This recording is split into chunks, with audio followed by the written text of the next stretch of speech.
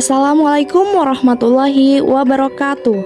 Perkenalkan, nama saya Agni Larasati dengan nomor induk mahasiswa 857642968. Program studi Pendidikan Guru Sekolah Dasar, Fakultas Keguruan dan Ilmu Pendidikan, UPBJJ Universitas Terbuka Purwokerto. Selamat datang dalam ringkasan perjalanan sejarah Pancasila. Sebagai dasar negara dan ideologi bangsa, Pancasila bukanlah teks statis, melainkan pilar yang telah melalui berbagai gejolak dan perubahan dari masa ke masa, dari awal kemerdekaan hingga era reformasi saat ini. Awal kemerdekaan dan Republik Indonesia Serikat. Periode pertama adalah masa penetapan dan ujian awal ideologi. Pancasila disahkan pada 18 Agustus 1945 sebagai dasar negara. Namun, langsung dihadapkan pada ancaman nyata, yaitu pemberontakan PKI Madiun dan DITII yang ingin mengganti ideologi. Walaupun Indonesia sempat berubah menjadi Republik Indonesia Serikat, Pancasila tetap diakui sebagai dasar falsafah dalam konstitusi, menunjukkan ketangguhannya sebagai pemersatu bangsa. Demokrasi liberal. Memasuki periode demokrasi liberal pada tahun 1950 sampai dengan 1959. Penerapan Pancasila cenderung mengarah pada demokrasi parlementer atau liberal ala barat. Hal ini menciptakan ketidakstabilan politik karena seringnya ganti kabinet yang menghambat program pembangunan. Krisis diperparah oleh kegagalan Badan Konstituante menyusun Undang-Undang Dasar baru yang menjadi alasan bagi Presiden Soekarno untuk mengakhiri sistem ini. Demokrasi terpimpin atau Orde Lama.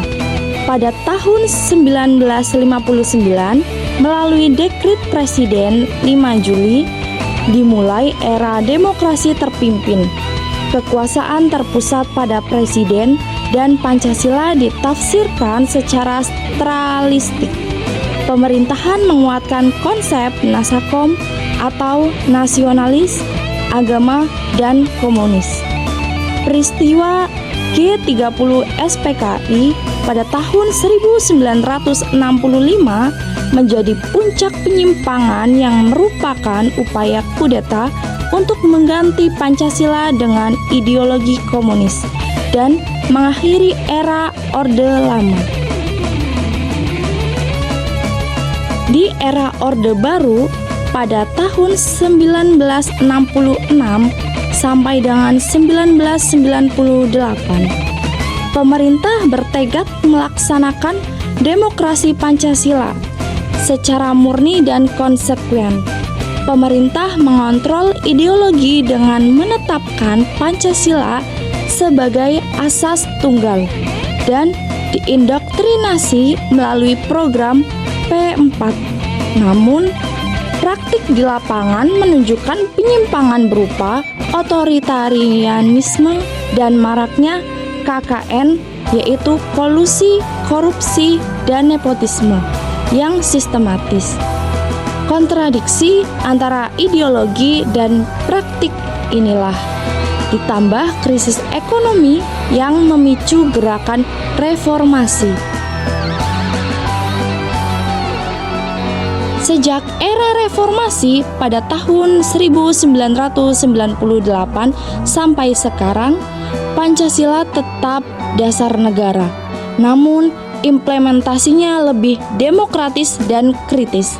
Berfokus pada penegakan hukum, dilakukan amandemen Undang-Undang Dasar 1945 untuk membatasi kekuasaan dan memperkuat sistem ketatanegaraan. Tantangan ini kini adalah ancaman radikalisme, intoleransi, dan perlunya reaktualisasi nilai Pancasila di tengah arus globalisasi. Perjalanan sejarah membuktikan bahwa Pancasila terbukti tangguh menghadapi berbagai gejolak dan perubahan rezim. Oleh karena itu, komitmen mengamalkan Pancasila adalah tugas setiap generasi untuk menjaga keutuhan demokrasi dan untuk masa depan bangsa Indonesia. Sekian dari saya, kurang lebihnya mohon maaf. Assalamualaikum warahmatullahi wabarakatuh.